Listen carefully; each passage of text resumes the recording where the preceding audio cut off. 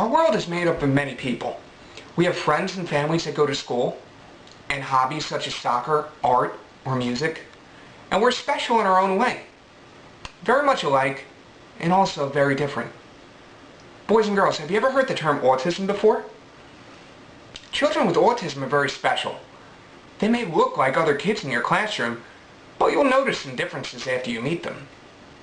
It might be hard for them to play, or make friends, or learn new things.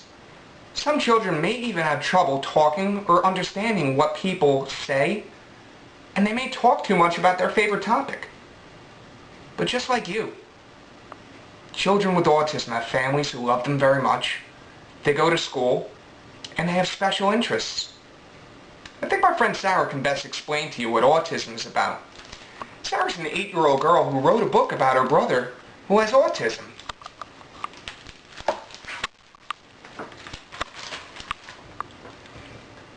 This is my family. I have a brother named Evan in the green shirt, and he has autism. It's a complicated problem. My mom's in the yellow shirt, my dad's in the red shirt, and I'm in the orange shirt. Evan can't talk. He has never talked to me or my family using words.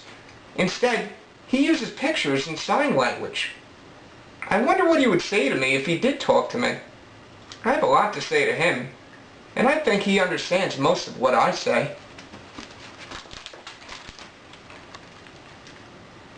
My brother loves to play with sticks.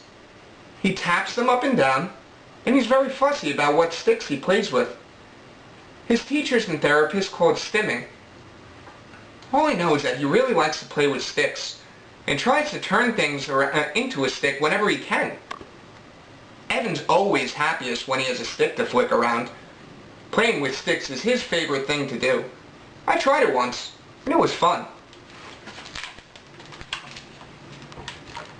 My brother and I love to play outdoors in the nice weather. Evan is hard to play with sometimes because he'd rather flick a stick than play a game. I feel bad that he never has play dates. I cannot live without playing with my friends. It's hard to understand what makes a stick so interesting. Maybe one day he'll tell us. I like to teach Evan things. He has a lot to learn from me, and I'm his best teacher. He learns more from me than from his teachers. I love Evan very much, and I'm his best friend. I love to teach my brother. He needs to learn so much about the world, and I think I do the best job teaching him. It is frustrating because you have to show him how to do things over and over again. Showing him once is not enough. One day I taught my brother how to clap. Now whenever he sees me clap, he claps too. His teacher calls this motor imitation. All I know is that Evan smiles when we clap together, and that we have fun. Evan's a very special brother, and I think I'm a special sister for putting up with him sometimes.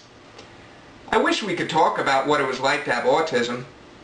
I wanted him to tell him so much that I love him, and I want to help him make sense of the world. Mostly, I want Evan to have fun and be happy. If playing with sticks is what makes him smile, then he should be able to play with sticks. Now, Evan has a severe case of autism. But not every child's autism is as severe as Evan's.